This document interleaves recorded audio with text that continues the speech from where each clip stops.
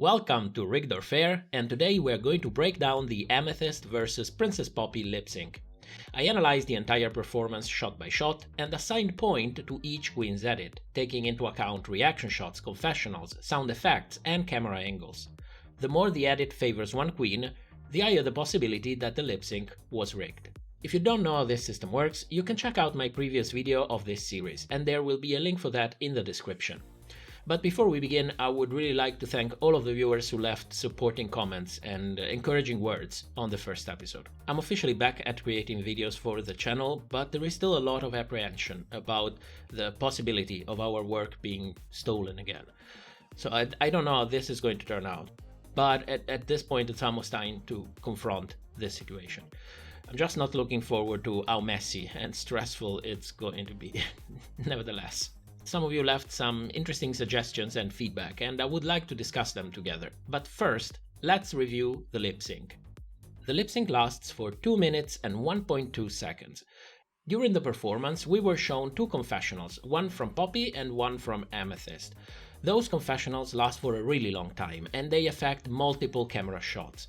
Now, for the sake of simplicity, I'm going to visually break them down according to the camera shot that they are connected to. So don't worry if it looks like there is a ton of confessionals. It's really just those two that affect multiple scenes. So let's get to the overview. Amethyst is shown solo for 27.5 seconds and gets 2 positive reaction shots from RuPaul. Poppy is shown solo for 34.5 seconds and gets 3 positive reaction shots, 2 from RuPaul and 1 from Michelle. She also gets a self-confessional and a negative one from Amethyst. The queens are shown together on screen for 40 seconds and they get a total of 3 positive reaction shots, 1 from RuPaul, 1 from Michelle, and 1 from T.S. Madison.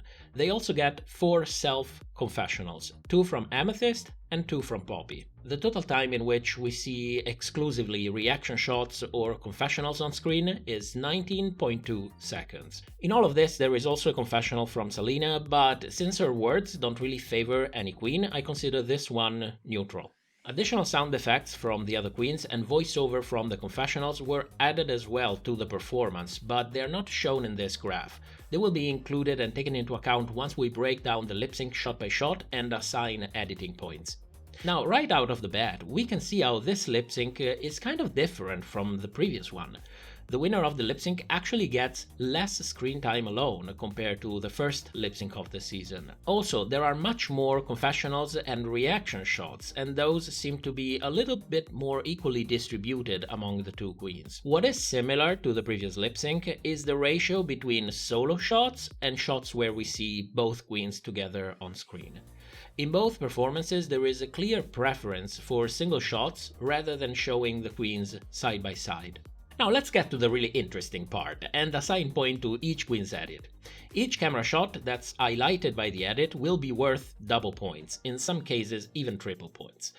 The important thing is that you need to remember the points don't represent a judgment of the queen's performance, they represent how much the edit was in their favor. Amethyst appears solo in 16 camera shots. She gets 2 reaction shots from RuPaul after camera shot number 3 and number 13. Since the reaction shots are positive, the points for these sections are doubled.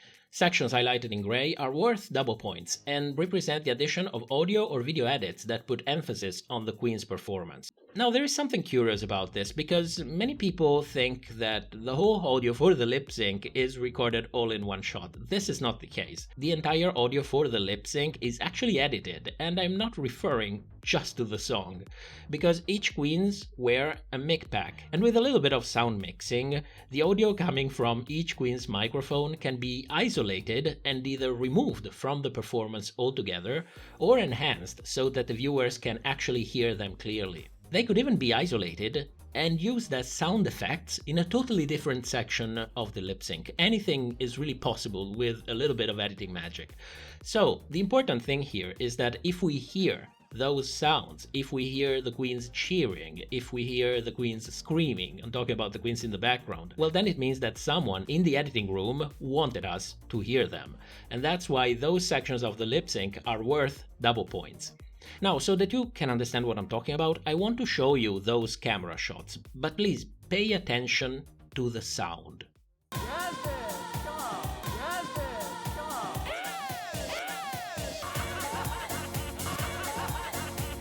So in total, Amethyst's solo edit gets 35.87 points. Poppy appears solo in 19 different camera shots and gets 3 positive reaction shots and a positive self-confessionals. So the points for those sections are doubled. Audio edits are present in her solo performance as well, and since they highlight her in a positive way, those sections are worth double points as well. Camera shot number 12 represents an interesting video edit, and I'm going to show you this one, because we can see the camera following Poppy, reaching to the left almost to include Amethyst, and then moving back to focus on Poppy. This could have been easily corrected in editing, but it was left in there. So for me, this section is worth double points as well. Camera shot number 15 is a little bit of an exception, because we see Poppy being goofy on screen, while in the background we hear a confessional from Amethyst explaining that the comedic route is not the right choice for Diana Ross. So since this confessional has a negative effect on the perception of Poppy's performance, this section is worth double negative points. In total, Poppy's solo edit gets 43.44 points. Now this is something interesting in my opinion, because while I was scoring this lip sync, I was genuinely surprised that Poppy was getting so much camera time alone, and she was also getting so many points for her solo edit. But as we're going to find out, there is a very good reason for that. Now let's get to the shots where we see both queens on screen. There is a total of 21 of them. The first 4 show the queens side by side with no specific preference toward one queen or the other, so they both get points. Camera shot number 4 gets a positive reaction shot from T.S. Madison, and both queens get double points for this section. The rest of the shots show a clear preference, either for one queen or the other, and the camera angle is set in such a position that it's highlighting one's performance at the expense of the other. Now, when this happens, the highlighted queen gets positive points and the other gets negative point, because the message that's implied visually is that one queen is overshadowing the other. Also, confessionals and reaction shots act as point doubler in here as well. Amethyst is clearly favored for 10 camera shots, and in 3 of those she gets a positive reaction shot from Michelle and 2 self-confessionals, so the points for those 3 sections are doubled. Poppy is highlighted in 7 camera shots and gets 2 self-confessionals and a positive reaction shot from RuPaul, so the points for those sections are doubled as well. So at this point, let's round up the numbers and show the final result. Amethyst gets a total of 54.8 points, which is 56% of the total points. Poppy gets 43.8 points, which is 44% of the total points. And although there is a slight favor toward Amethyst, for me the overall edit of the lip sync and the lip sync itself was fair. Now, this analysis actually shows that something very interesting was happening during this lip sync in the way it was edited. Both queens were actually given a chance to shine, independently of who was going to be the winner. Poppy was actually shown solo on screen for much longer than Amethyst, and she ended up ultimately losing the lip sync. So the fact that she was given so much time alone almost conveyed the idea that she was doing better than Amethyst. Where Amethyst really shines is when both queens are together on screen, because the camera angles really highlight her performance and convey the idea that she is doing way better than Poppy. So this kind of edit for me is simply genius, because it manages to highlight both queens, but it also does so in very different sections of the lip sync. And overall, it's balancing out the 2 queens in a way that is both effective and counterintuitive. And frankly, I hope to see more of this. I think this was done really well. On the low side, I still think that we have way too many close-ups and shots where we see only one queen.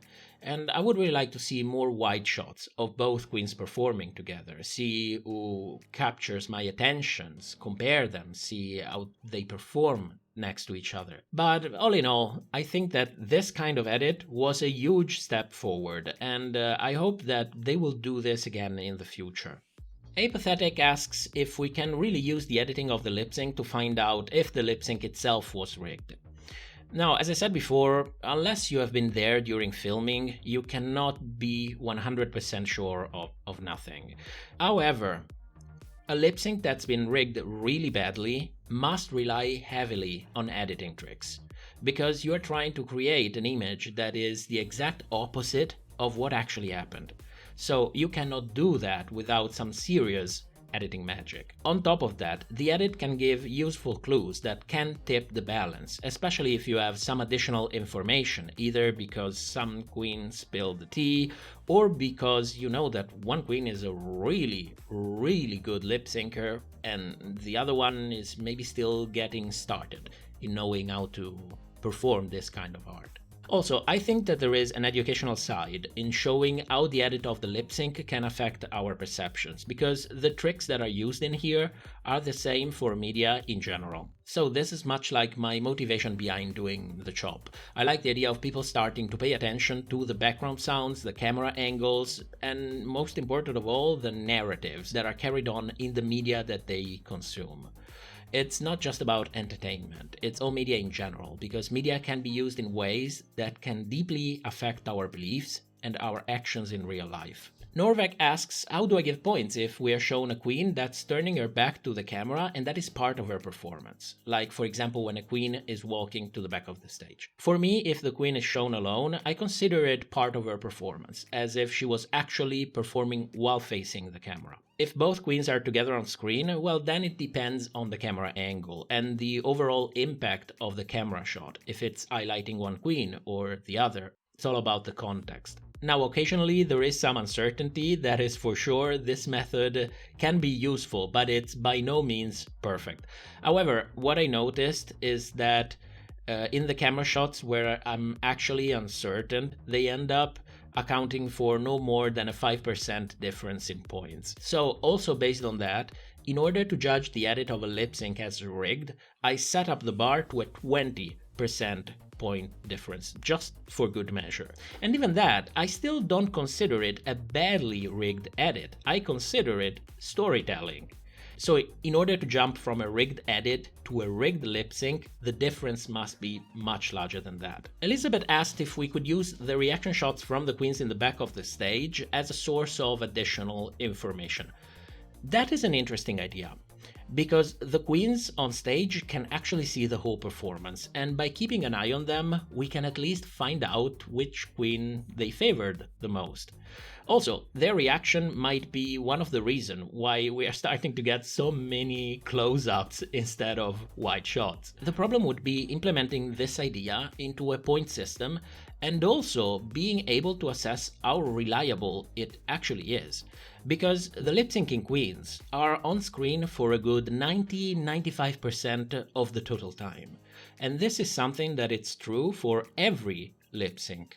But camera shots of the queens in the back of the stage are very few and far in between, and their amount can change drastically from one lip sync to the other. So there's a very real possibility that counting those reactions would skew the results in a way that it's very difficult to control. Fierce Jade Makeup asked if it's possible that production tried to hide some of Irene's mistakes in order to kind of send her home on a high note. I like that kind of positive... No, seriously, I like that kind of positive thinking. This is a possibility, it certainly is. What we don't see is not necessarily good or bad per se. However, I think it can be more of an exception than the rule, because dramatic moments are the bread and butter of reality television. And if the queen that ends up going home makes some major mistakes, we are usually shown that. We have had 15 years of Drag Race to see incredibly dramatic moments and refilmed dramatic moments during lip syncs, if you know what I mean.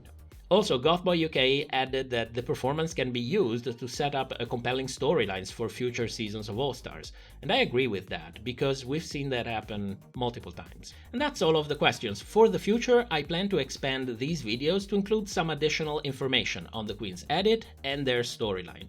I will also add a speculation section, complete with my ranking system, and discuss the possible elimination order, like I used to do for the chop. Thank you so much for watching, and let me know what you think in the comment section below. Special thanks to our patrons for supporting the channel, and if you would like to support the channel as well, there is a link to our Patreon page in the video description. I'll see you back on Sunday for our weekly livestream. In the meantime, have a great week.